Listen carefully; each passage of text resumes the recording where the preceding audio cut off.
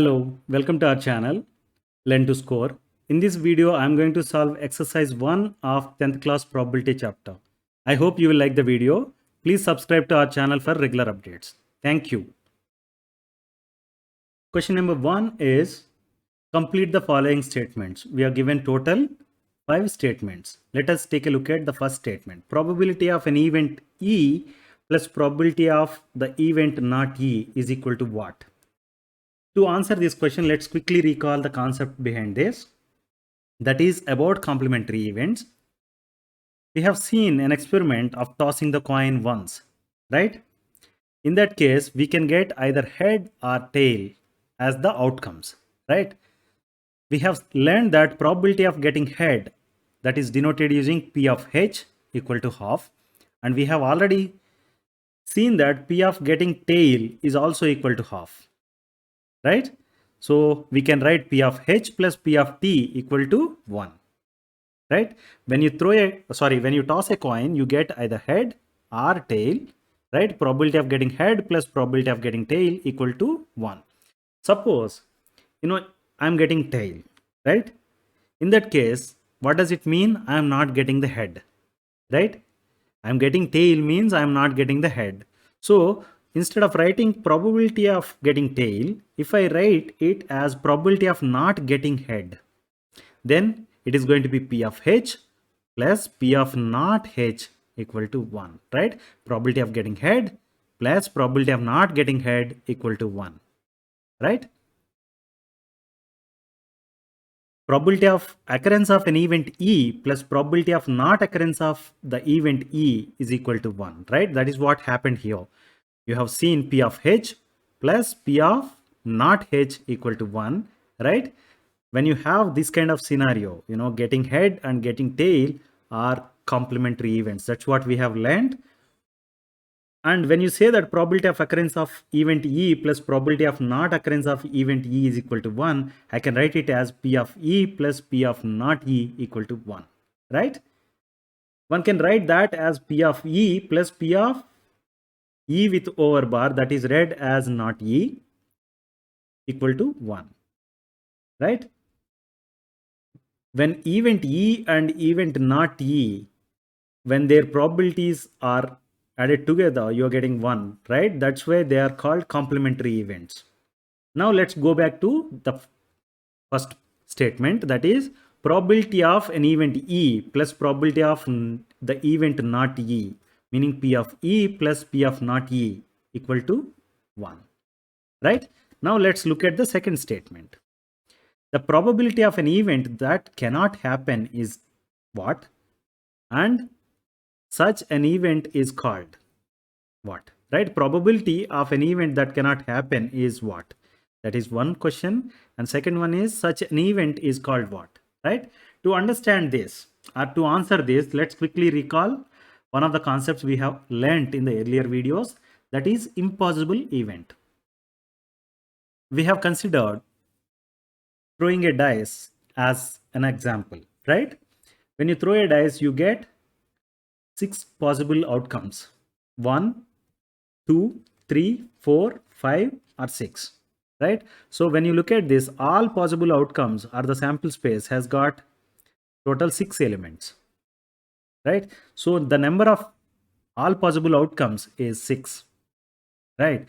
Now, if you want an event that is getting a number greater than 6 to happen, meaning when you throw a dice, you want to get a number greater than 6. We have seen that these are ranging from 1 to 6, right? Here, you want to get a number greater than 6. Is it possible? No, right? And in this particular case, the event space is going to have only no elements, meaning it has 0 elements. That's why it is also called null set, right? So the number of favorable outcomes of this particular event is 0, right? So probability, when you define for this event, that is going to be 0 by 6, right? Favorable outcomes divided by number of all possible outcomes, that is 0 by 6, that is equal to 0, right? When the probability is 0, then the event is called impossible event. Please note this. right? For that reason, getting a number greater than 6 is an impossible event. Understood? Now, to answer the question, what is the probability? Probability is 0, and what that event is called? Impossible event, right? Let's write that. Probability of an event that cannot happen is 0, and such an event is called impossible event, right? Now let's look at the third part of the problem. The probability of an event that is certain to happen is what? And such an event is called what? You have two questions, right? To answer this, let's quickly recall about certain event. The same experiment, all possible outcomes, when you look at the number of all possible outcomes are 6, and the outcomes possible are 1, 2, 3, 4, 5, and 6, right? Now, I want to have an event that is getting 6 or a number less than 6. When I throw a dice, I want to get 6 or any number less than 6, right? In this particular case, the favorable outcomes or the event space is going to have elements like 6, 1, 2, 3, 4, 5, right? Getting 6 and any number less than 6, right? So the favorable outcomes are 6. That's why the probability is 1. When you have probability is 1, that time you call the event as sure event or certain event. Please note this. That's why getting a 6 or number less than 6 is called a sure event or certain event, right? Now you have seen what is the probability and what that event is called, right? Let's go back to the question and write the answer. The probability of an event that is certain to happen is 1, and such an event is called sure event or certain event, right? Now the next one, sum of the probabilities of all the elementary events of an experiment is what is the value of sum of the probabilities of all the elementary events of an experiment? When you throw a when you toss a coin, you get either head or tail, right? We know that getting head is an elementary event because only one outcome is favorable there, and getting tail is also an elementary event, right? So sum of their probabilities, P of H, that is equal to half, plus P of T, that is equal to half, right? When you sum them, what you get is 1, right? Let's quickly recall about elementary events. Tossing the coin once, possible outcomes are head and tail, right? So event, let's say, is getting head, right? In that case, the event space will have only one element, that is called H. So the number of outcomes favorable for this particular case is 1, right? That's why this particular event is called an elementary event. The definition of elementary event is event having only one outcome in an experiment is called elementary event. Understood? So getting head when you toss a coin is elementary event, right? Getting tail is also an elementary event because that time also you get only one outcome possible, right? So their sum, the probabilities, when you sum P of H plus P of T equal to 1, right? That is why you can say that sum of probabilities of all the elementary events of an experiment is 1. Probability of an event is greater than or equal to 0 and less than or equal to 1. The reason for this is, you have two things, two different kind of extreme events. One is sure event, right? One is impossible event. Impossible event will have probability equal to 0, right? Greater than 0, any possible events are there, and highest possible probability is 1 because that is the sure event. Okay, beyond 1 there is no probability. So the probability of an event greater than or equal to 0 and less than or equal to 1, P is going to be in between 0 and 1. Please note this. Understood? Question number 2, which of the following experiments have equally likely outcomes? And explain. We are given total 4 experiments, 1, 2, 3, 4. We are asked to Find which of the following experiments have equally likely outcomes, and then why. You have to explain, right? Let us start with the first one. A driver attempts to start a car. The car starts or does not start. Okay, this is experiment. Driver attempts to start a car. The car starts or does not start. Okay, is it going to have equally likely outcomes? That is the question. If yes, why? If not, why? You have to explain, right? Possible outcomes when you attempt to start a car. The car starts, that is one possible outcome. It doesn't start, that is another possible outcome, right? We know that the outcomes are said to be equally likely when chance of occurrence of event 1 is equal to chance of occurrence of event 2. You have two events, for example, then outcomes are said to be equally likely if chance of occurrence of event 1 is equal to chance of occurrence of event 2. In this particular case, event 1 I am calling start of the vehicle, and event 2 is does not start. Event 1 is start of the vehicle, and event 2 is the car doesn't start, right? If you look at the occurrence of these events depend on various factors. For example, car can start or car cannot start. Okay, that depends on various other factors. For example, your car is very new, it has no problem, right? So probability of starting is very high, meaning age of the car is playing a role, right? If your car is too old, okay, then there is a chance that majorly it may not start when you try to start, right? Another possibility is, for example, what is the condition of battery of the car? Is it charged or is it discharged? For example, you forgot to switch off the lights in the car, okay? Because of that, while moving away from the car, you forgot to switch off the lights, and it drained all the battery. Okay, then you come back and try to start. It doesn't start, right?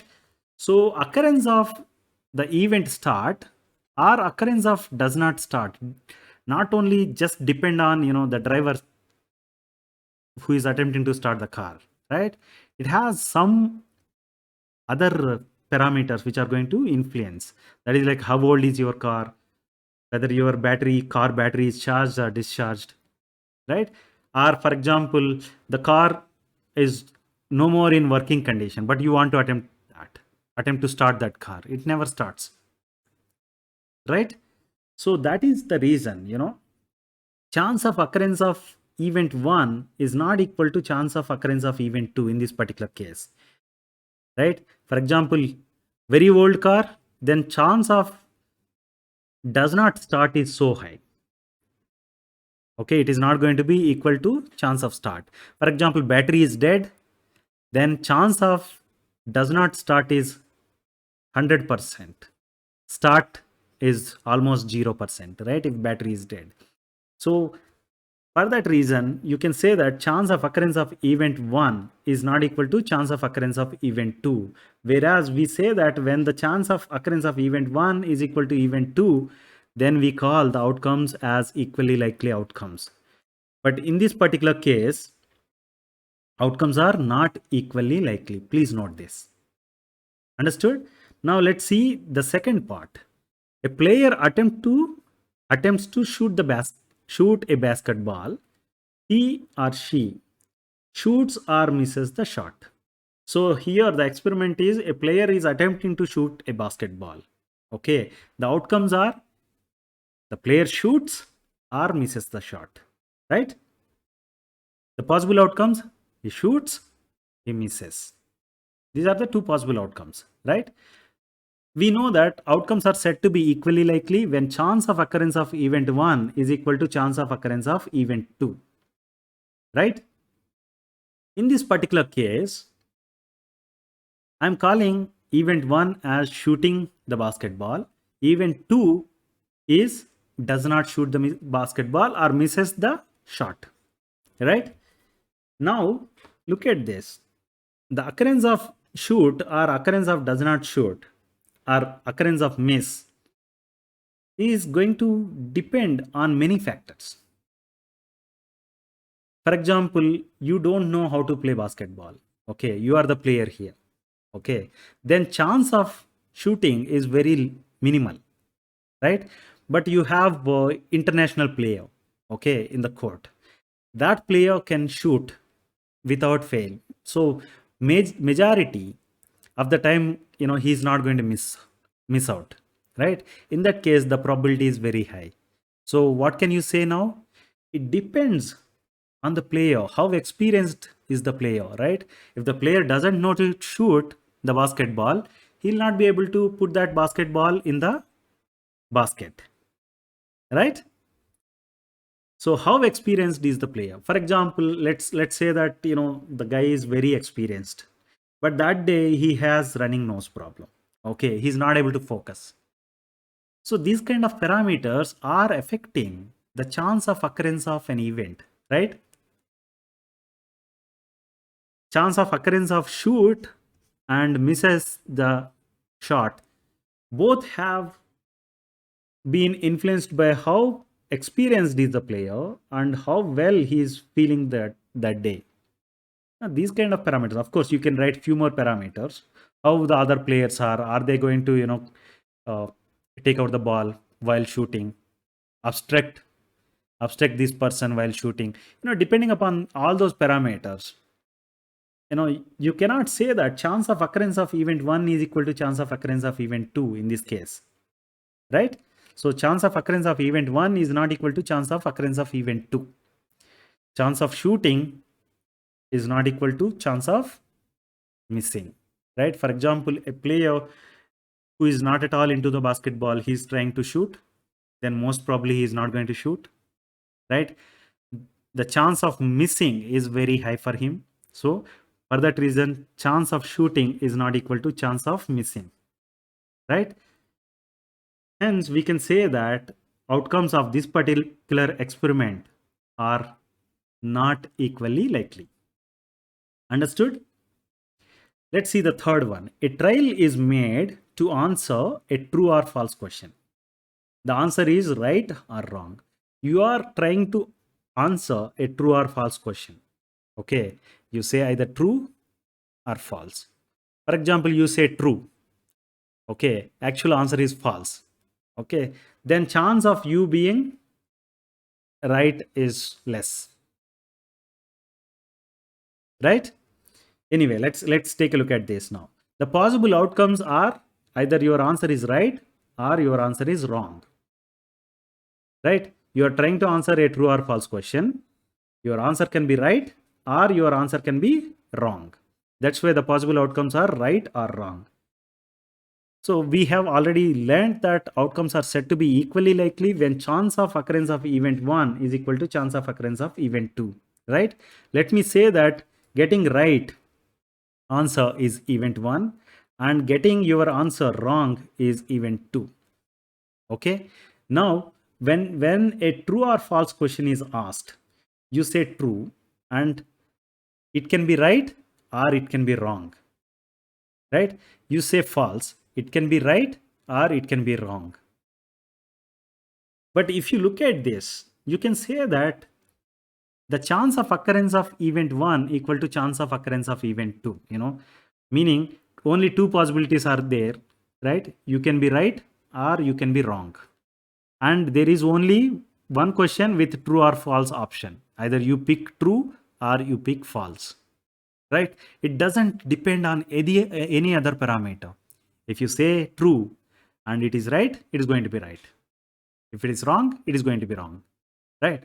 So the chance of occurrence of event 1, that is chance of getting your answer right, is equal to the chance of getting your answer wrong also, right? If you write the probability, then probability of getting your answer right is half and probability of getting your answer wrong is half because you have a true or false question, right? So since chance of occurrence of event 1 is equal to chance of occurrence of event 2, we say that the outcomes of this particular experiment are equally likely, right? you can be either wrong or you can be right. In both the cases, the chance is same, equal. Let's see the last part of that one. A baby is born. Is it a boy or girl? Sorry, it is a boy or girl. A baby is born. It is a boy or a girl. The possible outcomes, the baby born can be boy, the baby born can be girl, right? It, the baby born can be a boy or a girl. And we learned that chance of occurrence of event 1 equal to chance of occurrence of event 2. In that case, we say that outcomes are equally likely. We have two outcomes. Baby born is a boy and baby born is a girl, right? Let me call that baby born is a boy is event 1, and let me denote baby born is a girl with event 2, right? In this particular case also, the probability of a baby born is going to be half. Baby born is going to be boy is half, because favorable outcomes, if you look at, for becoming boy is 1, all possible outcomes is 2, right? That's why the probability is half. For girl also, if you write the probability, it is going to be half. And please note this, no other parameters are going to affect these probabilities, right? For that reason, you can say that chance of occurrence of event 1 is equal to chance of occurrence of event 2 in this case, because it is half and this is also equal to half, right? A probability of a baby becoming boy is equal to half, and the probability of baby becoming girl is also equal to half. For that reason, we can say that the outcomes are equally likely. Please note this. Question number 3 is, if P of E equal to 0.05, what is the probability of not E? If P of E equal to 0.05, what is the probability of not E? We have seen that probability of occurrence of event E plus probability of not occurrence of event E equal to 1, right? That we have written it as P of E plus P of not E equal to 1, or otherwise you can represent that as P of E plus P of not E. This is E with overbar is read as not E. P of E plus P of not E equal to 1, right? Let's see, here it is given P of E equal to 0.05. Let's substitute that into this equation. 0.05 plus P of not E equal to 1. Let me transpose this 0.05 to the other side so that it becomes P of not E equal to 1 minus 0.05, that is equal to 0.95, right? So to answer the question, probability of not E equal to 0.95, right? Question number 4 is, a bag contains lemon flavored candies only. Malini takes out one candy without looking into the bag. What is the probability that she takes out 1, an orange flavored candy, 2, a lemon flavored candy? Look at the question. A bag contains lemon flavored candies only. Please note this. The bag contains lemon flavored candies only. There are no orange flavored candies in that bag. Malini takes out a candy without looking into the bag. What is the probability that she takes out an orange flavored candy? We know that bag contains only lemon flavored candies. And at the same time, I can say that the bag contains no orange flavored candies. Right? The bag contains no orange flavored candies. It has only lemon flavored candies. So when you try to pick a candy from a bag containing only lemon flavored candies, what is the probability that you can pick orange flavored candy? That is 0, right? Because you are trying to pick an orange flavored candy from a bag containing lemon flavored candies. 0. It is an impossible event, right? You have all lemon flavored candies. Okay. and when you try to pick, you will get only lemon flavored candies, right? You don't get anything which has orange flavor. That's why the probability is 0, and this particular event is called an impossible event, right? Now let's see the second one. What is the probability that she takes out a lemon flavored candy? You have bag of lemon flavored candies. You are not looking into it, but you are picking one candy out of that bag. So what is the probability that the candy picked is a lemon flavored candy? Probability is going to be 1, right? Whichever candy you pick, it is going to be lemon flavored candy only. That's why the probability of lemon flavored candy is 1. This kind of event is called sure event or certain event. You have a bag of lemon flavored candies. When you pick a candy, you are going to get lemon flavored candy only, right? That is sure to happen. That is certain to happen. That's why this event is called sure event or certain event, and its probability is 1. Please note this. Question number 5 is Rahim takes out all the hearts from the cards. What is the probability of picking out an ace from the remaining pack?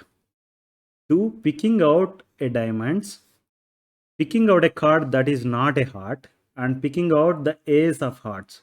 When you look at this question, you say that this is a question based on playing cards, right? A deck of playing cards. Let's understand first, what does it mean by ace? Okay, what does it mean by heart? All that. Diamonds, ace of hearts, right? Deck of playing cards, when you arrange them, you get an arrangement like this. Okay, this card is called ace. It has symbol A, right? All these 4 cards are called ace cards, right? This is number 2, number 3, number 4, number 5, number 6, 7, 8, 9, 10. Then you have jack, queen, and king. Jack is represented using J, queen is Q, and king is K, right? And when you look at this row has different symbol compared to this row, and this row has different symbols, right? Now the first row is called clubs. This particular symbol is called clubs. Please note this. And when you count, the total number of cards which have got club symbol are 13 cards, right? Now let's look at this. This particular symbol is called spades, and you have 13 total spades. When you look at, clubs are all in black and spades are also all in black. Please note this. The third one is called hearts. This particular row has got total 13 cards and the symbol is called hearts, right? This is in red color. All the hearts cards are in red color. The next one is diamonds. This particular symbol is called diamonds, right? You have total 13 cards having diamond symbol, right? All the diamonds are in red color, right? When you count, the total cards is going to be 52. 13 plus 13 plus 13 plus 13, 4 times 13, that is equal to 52. Now you understood what does it mean by clubs, spades, hearts, diamonds, and you have seen that you have ace, jack, queen, and king, and numbers 2 to 10. Please note this. Now let's go back to the problem statement. Rahim takes out all the hearts from the cards. What is the probability of picking out an ace from the remaining pack? If you look at, this is the deck, the total deck, right? Rahim takes out all the hearts from the cards. He selectively picks all these cards having heart symbol and removes from the deck. Okay. Now what are the cards you have? You have clubs, you have spades, you have diamonds, right? From this remaining pack, what is the probability that you pick an ace, right? Let's answer this question. Probability of an event E is defined as number of outcomes favorable to event E divided by number of all possible outcomes of the experiment, right? In this particular case, Picking an ace is the event. Getting an ace or picking an ace is the event. The number of outcomes favorable to this particular event are, you can pick this one, or this one, right? So total favorable outcomes are 3 because you have only 3 number of A's remaining in the deck, right? So the number of favorable outcomes is 3. And what is the total possible outcomes? All possible outcomes is 39 because you have 13 here, you have 13 here, you have 13 here. Total 13 plus 13 plus 13, 39. All possible outcomes is 39 and favorable outcomes is 3, right? If you substitute that details into probability formula, then you get probability of selecting an ace is P of E equal to 3 by 39, that is equal to 1 by 13. You got it? Probability of getting an ace is 1 by 13. Now let's look at the second part of the statement or the question. Picking out a diamonds. When you look at this, you have all the diamonds present here, right? How many are there? 1, 2, 3, 4, 5, 6, 7, 8, 9, 10, 11, 12, 13. 13 diamonds. So let me write the event here is getting a diamond, right? Getting a diamond. Favorable outcomes is 13 and all possible outcomes is 39. So the probability of getting a diamond is going to be P of E equal to 13 by 39, that is equal to 1 by 3, right? Let's look at the next one. Picking out a card that is not a heart. Okay, you see, you can answer this question. All these cards are not a heart. These are also not a heart. These are also not a heart. Okay, you can straight away answer this question, but here I'm going to do it in a slightly different way. For example, if I say the event is getting the heart, actually he is saying not a heart, but I am saying event here is getting a heart. Okay, in that case, since hearts are not there in the deck at all,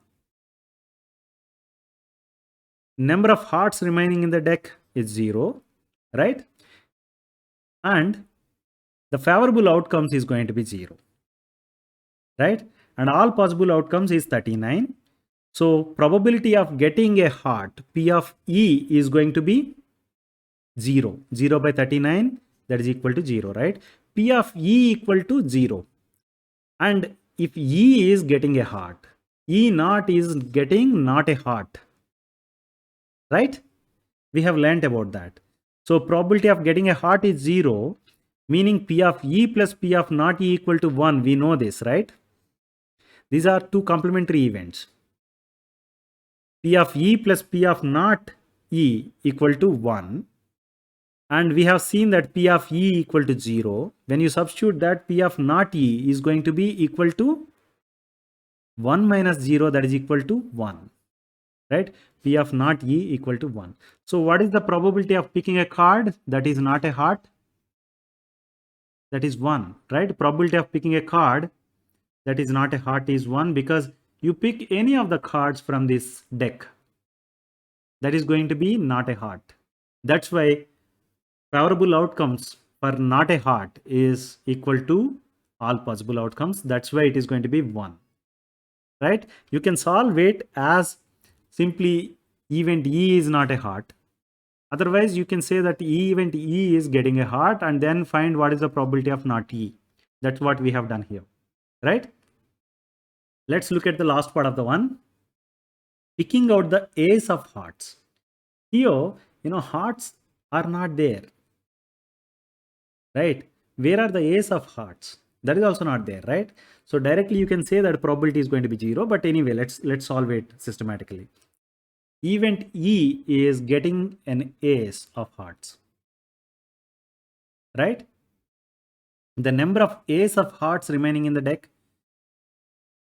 0, right? Because here it used to be 1, but you have taken out that, right? Ace of hearts is taken out by Rahim already.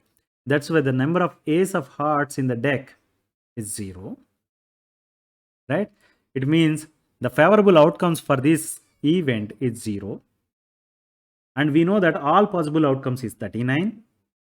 So the probability is 0 by 39, that is 0.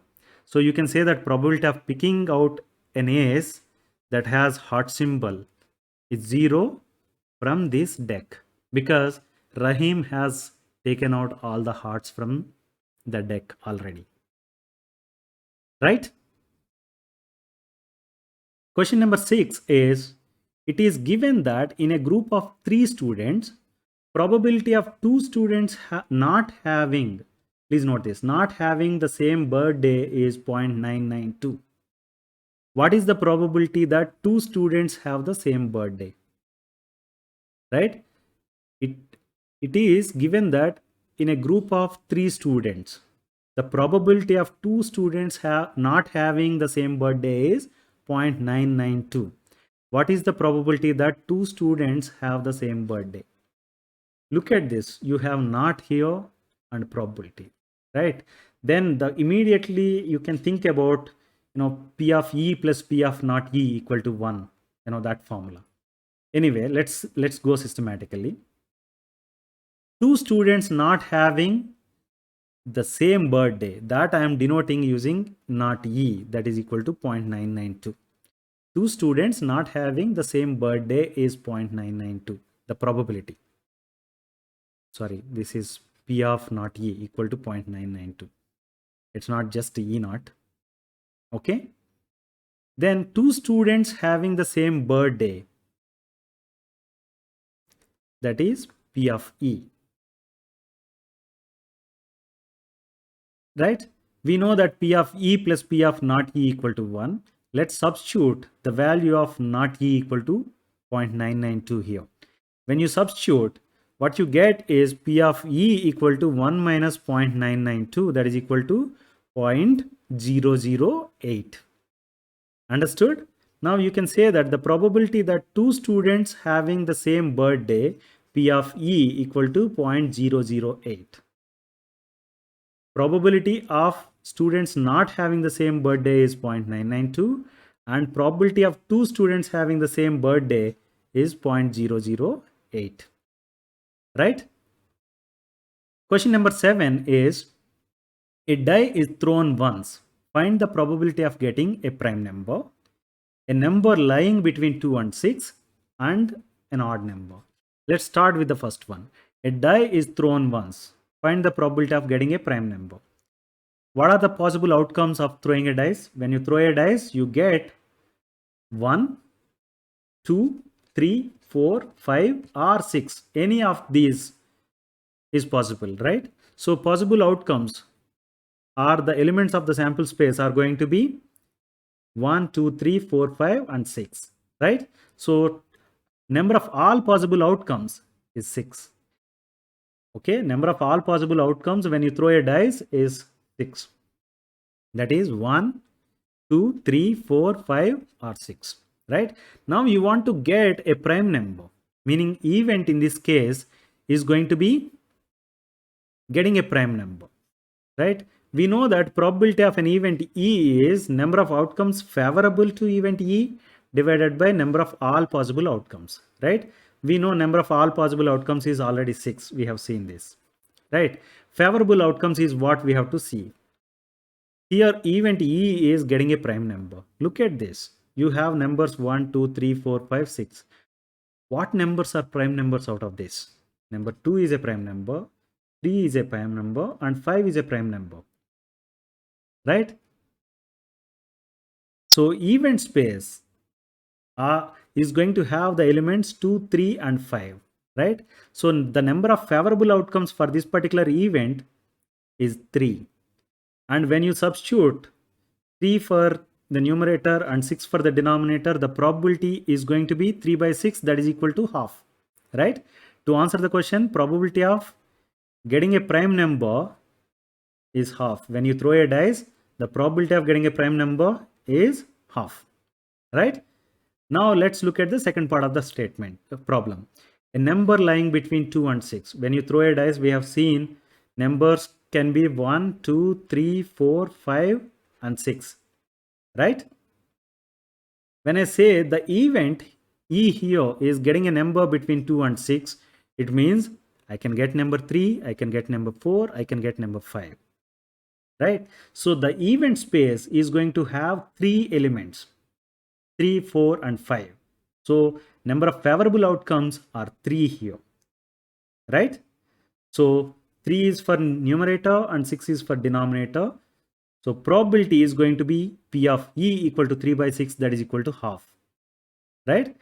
So to answer the question, probability of getting a number between 2 and 6 when you throw a dice is half, right? Now let's see the third part of the problem. Probability of getting an odd number. All possible outcomes you have seen 1 to 6, right? In this, what are the odd numbers possible? 1, 3 and 5, right? When I say the event E here is getting an odd number, okay, if you want to get an odd number, then the event space is going to have elements 1, 3 and 5, total 3 elements, right? That's why you say that the favorable outcomes, the number of favorable outcomes is 3, 1, 2 and 3, and all possible outcomes is 6. So probability is going to be 3 by 6, that is equal to half. So to answer the question, probability of getting an odd number is half, right? Question number 8 is, what is the probability of drawing out a red king from a deck of cards? You have a deck of cards. Out of that, you want to draw a red color king. We have seen when you have a deck of cards arranged, you get an arrangement like this, right? Now look at this. You have a king in red color 1 and another king in red color. So total 2 kings in red color are there, right? Now let me say that event E is drawing a red colored king, right? And probability of event E, P of E, is defined as number of outcomes favorable divided by number of all possible outcomes of the experiment. When you look at this, you have total 52 cards, right? 13 plus 13 plus 13 plus 13. 13 times 4, that is equal to 52. So all possible outcomes is going to be 52. And number of red color king in deck is 2. That means the favorable outcomes for this particular event is 2. Right? So all possible outcomes we know, that is 52. And favorable outcomes is 2. Right? So the probability is going to be 2 by 52, that is equal to 1 by 26. Right?